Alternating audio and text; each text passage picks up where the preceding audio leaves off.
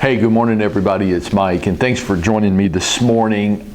We've been talking about a recent conference mastermind group that I went to that included 31 agents from around North America. These were 31 of the highest producing agents in the entire country, the U.S. and Canada. And I've been sharing with you this week some takeaways that I got from interacting with these people for that week. When we came in the first morning, we were asked, each of us, to write down what we thought were the top 5 factors that had, and in priority, that had influenced us in our careers. And then they tabulated those results and the next day shared it with us, and I'm sharing them with you. We started off talking about how incredibly important the right mindset was. Everybody felt that. And how all of them use a written, effective schedule in their business so that they can be productive and they can also lead a balanced life and spend time with their family, friends. We talked about coaching. Today I want to finish up our series with points number 4 and 5 out of this survey. I want to share with you my takeaways from it. The fourth area that everybody felt was important. Okay, so let me make sure I get this right because it's really important. They all 31, well, let me get that right. 30 of the 31 said that understanding the importance of positioning themselves as the credible expert in their marketplace every day was the single most important activity that they did every day. Marketing is what the broad term that we use for that. But I know when we use terms like that, it's so easy to get lost in what it means. And so when we use terms like marketing, here's what these 31 people said. And they all said a little different variation of it. Whether it's getting on the phones every day, or it's a networking plan, or it's geographic farming, or it's online lead generation, or it's a social media strategy, or it's a search engine optimization where you're driving people to a website, or it's a sphere of influence, or you have some particular defined niche. It didn't seem to matter. Of the 31 people that were invited to this, almost all of them had a different area of focus. Very few people were doing the same things. Think about that for a second. I know everybody's out there searching for the secret sauce, and there are certainly a lot of people out there willing to sell you what they call the secret sauce. But I was just in a room with 31 of the top agents across North America, and very few of them were eating the same sauce. They were all doing something different, and it didn't seem to matter. It was across a broad range. But here's what did seem to matter. Every single one of them, not a single person in the room said, yeah, I don't really have an area of focus. No, all 31 of them had an area of focus. And I guess what strikes me so much is when you can put 31 of the top agents on the continent in a room, when there's something that all of them share in common, I think I have to pay attention, don't I? They all had an area of focus.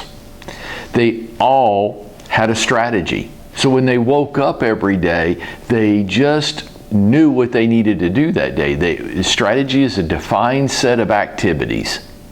What do I need to do every day to become the credible expert, to establish myself as the credible expert with the people I'm trying to reach? What is that? Now, I can help you with that if you're not sure, but you've got to have it. All 31 did. And then the boring part. They all implemented that strategy every day. The persistency of their consistency was impressive. They get up, they get dressed, they go to work, they implement their plan, every day, 5 or 6 days a week. I didn't meet a single one of them that said they were working 7 days. I met 2 or 3 that were working 3 or 4. Think about that for a second. They're out producing everybody else, and they're doing it working half a week. How effective do you think that they are during that time they are working? So I contend it's possible. They all had an area of focus, they all had a strategy, and they were all disciplined and consistent. All 31. I think there's a lesson there. The fifth part, number 5, on the areas of critical importance to help people get to where they were today, was what they termed, and I'm kind of terming it because people called it a lot of different things, but I'm going to call it support. And here's what that group said about support.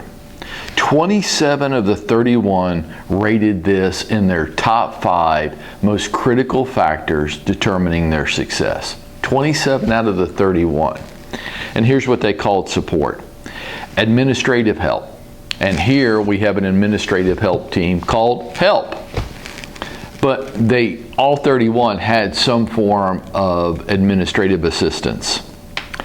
Having people on their team, having other professionals on their support team, whether you are an individual agent or you're one of these goofy teams that I see out there, that's not the kind of team we're talking about. We're talking about a team of professionals around them, such as a great lender that they can rely on and trust in, that saves them time, effort, helps them build credibility with their customers when they have a great experience with the lender.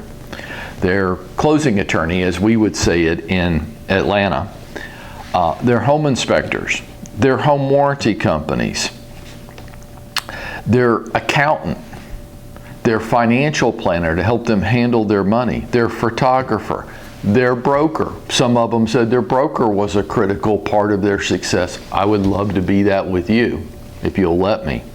Their family, having their family aligned and in sync, everybody pulling on the rope in the same direction. They can't do it all by themselves. They don't even try. They know how critically important it is to have great people around them to help support them so that they can focus and deliver the kind of experience that their customers want. Many of them spoke to this as well, and it's important that I share it with you this morning. They all talked about how hard it was to learn how to let go and delegate. And I know for a lot of us it is too. Maybe you don't have somebody like help to delegate to. I'm sorry that you need to find it. For those of you that work here with me, you do. And learning to delegate was one of the great challenges that I had to overcome. It was what I heard the 31 people in that room say they struggle with, is they're so core competent and they're so particular about how they want things done, and that's one of the things that makes them great, but you can't do everything. Well, I guess you could try, but you would do that at the sacrifice of your relationships and your personal time, the balance in your life. And most of them were unwilling to make that sacrifice. So they were challenged. I don't like to delegate. It's not my natural demeanor. It's not what I feel most comfortable doing, but I do understand that for me to continue to grow and move to the next level in my business, this is something I'm going to have to do. And it reminded me of the old saying that delegation, the problem with delegation is never the delegatee. It's almost always the delegator. I have to learn how to let go of things and not be in search of perfect all the time or holding other people to a standard I wouldn't even hold myself to, and treating everything as if it's urgent. Everything's not urgent. There are many things that are important, but there are few things that are urgent. This is not a hospital and nobody's going to die today. Okay? It's real estate. But great agents tend to have this in common, where we exaggerate the urgency of almost anything out of our incessant drive for perfection. And we're going to have to learn to moderate that a little bit, build a great team of people around us, and learn how to let go of things and let them do their job, which is to help us.